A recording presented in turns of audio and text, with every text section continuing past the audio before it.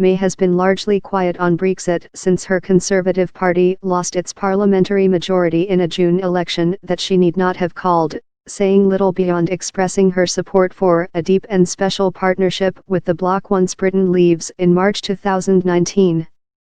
EU negotiators are also frustrated with what they see as Britain's policy drift. At talks in August, British officials spent almost 3 hours picking holes in the legal basis for the bill that the EU expects London to pay to leave. Sources familiar with the presentation, so detailed it stretched for 11 pages and was illustrated with 23 slides, called it a show of legal muscle.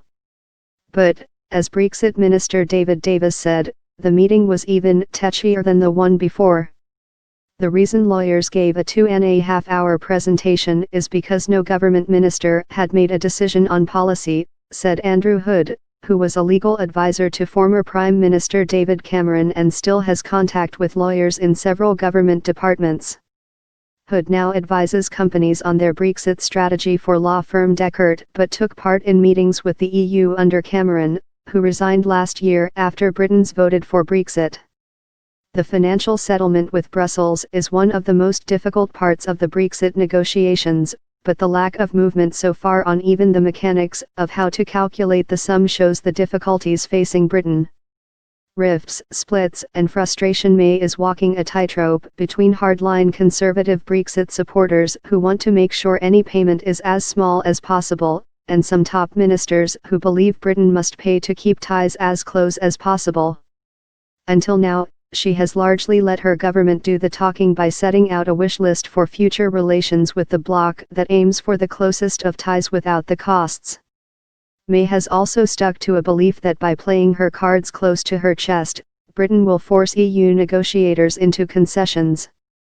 But her silence has allowed other voices to emerge. The main opposition Labour Party says it would keep Britain in the single European market and customs union during a transitional period. The Liberal Democrats are demanding a second referendum and the Scottish National Party wants Scotland to remain part of the EU. Their opposition is to be expected, but criticism from May's own team is not, and has raised eyebrows. At the August talks, left without clear policy direction, Davis and his team's detailed dissection of the EU's arguments on the Brexit bill left the bloc's main negotiator Michel Barnier wondering whether we can build trust and start discussing a future relationship. Weeks earlier, a former aide to May had praised the emerging agreement in her cabinet over the need for a transition deal and a divorce settlement, something that seemed remote after last year's Brexit referendum. But though there may be agreement on this in principle, the difference lies in the detail and has opened a deep rift. Hammond wants a transition as close as possible to the status quo while others, such as Trade Minister Liam Fox, do not want to stay in the single market or pay for access. Pro-Brexit lawmakers have also balked at suggestions Britain should pay €60 billion, $72 billion, for the divorce, and May's aides have poured cold water on reports that there could be a compromise to reduce the headline figure by paying £10 billion a year to the EU during a transition. But resetting the talks is a tough order, and aides are silent on whether May will use the Florence speech to try to break the deadlock on the financial settlement. Officials in Brussels are not holding their breath. The EU has taken the black veil off and is getting on with its life, one EU official said after the August talks. The Brits are either completely overconfident or completely overwhelmed.